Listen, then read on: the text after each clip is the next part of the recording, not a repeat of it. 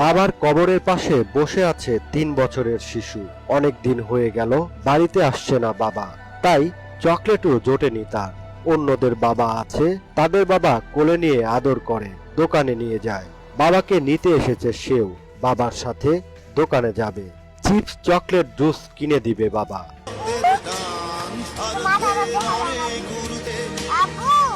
বাবার কবরে এসে চিৎকার করে ডাকছে আব্বু আব্বু বলে, কিন্তু বারবার ডাকার পরও বাবার কোনো সাড়া নেই।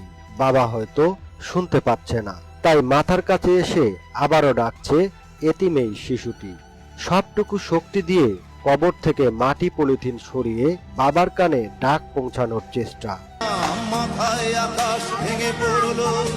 এই দৃশ্য কোনো মানুষের পক্ষে সহ্য করার ক্ষমতা নেই। কে বোঝাবে তার বাবা আর কখনো ফিরবে না? বাবা ছাড়া একটা দিন পার করছে যেন এক একটা বছর হিসাবে।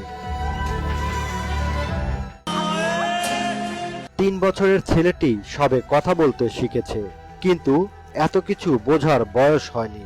বাড়িতে ফিরলে আব্বু আব্বু বলে চিৎকার দিয়ে উঠত, মায়ের কোল ছেড়ে জড়িয়ে ধরত বাবাকে, চকলেট নিয়ে যেত বাচ্চার জন্য। কিন্তু অনেক দিন ধরে বাবা আসছে না, চকলেটও আনছেন না। শিশুটির চোখে রাজ্যের জিজ্ঞাসা। কেউ জিজ্ঞেস করলেই বলে বাবা শহরে, আবার বলে বাবা মরে গেছে, আবার আসবে আব্বু। তাকে সান্ত্বনা দেওয়ার ভাষা নেই কারো। প্রিয় দর্শক, ছোট বয়সে আমরা না বুঝে বাবা মাকে ভালোবাসি, কিন্তু যখন বড় হই, বিয়ে করি, সন্তানের বাবা হই, তখন জেনে শুনেই তাদেরকে অবজ্ঞা করি। কেউ কেউ তাদের বৃদ্ধাশ্রম পর্যন্ত পাঠিয়ে দেই। এটাই হচ্ছে বাস্তবতা। আসুন আমরা সবাই বাবা মাকে ভালোবাসতে শিখি অন্তর থেকে, কেননা তাদের কারণেই আমরা এই সুন্দর পৃথিবীতে এসেছি।